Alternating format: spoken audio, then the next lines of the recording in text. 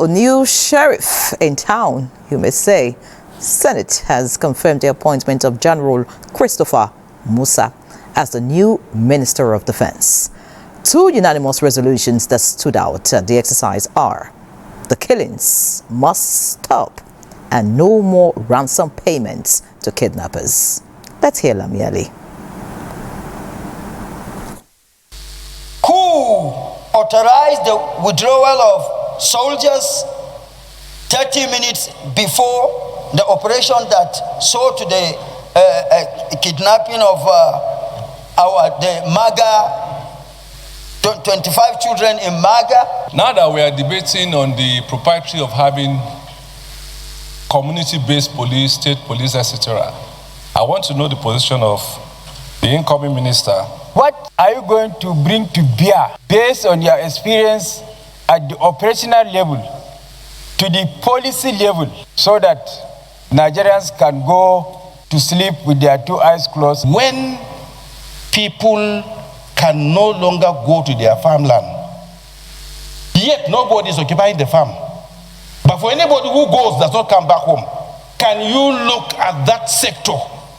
The 5 hours of ministerial screening, the longest in the history of Nigeria's parliaments, of General Christopher Musa, the defense minister nominee, whose appointment is seen as strategic to overcoming the myriads of challenge of insecurity in parts of the country, elicited deep-rooted questions regarding the peculiar state of security in Nigeria. I saw what happened in the southwestern part of this country when these issues of banditry and, not banditry, kidnappings and the rest, was trying to become the other day in southwest. Use that kind of system. You cannot solve this problem with aggression.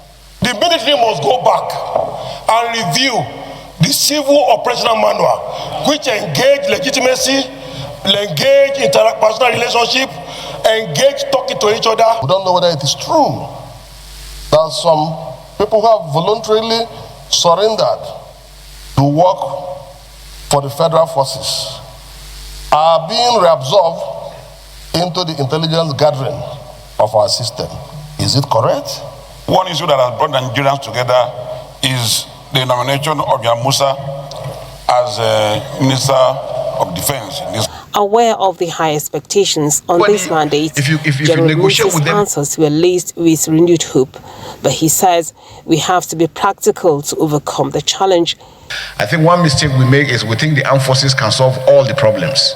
The armed forces solution is just 20-25%. Majority has to do with good governance, building capacity, working together with all the other MDAs.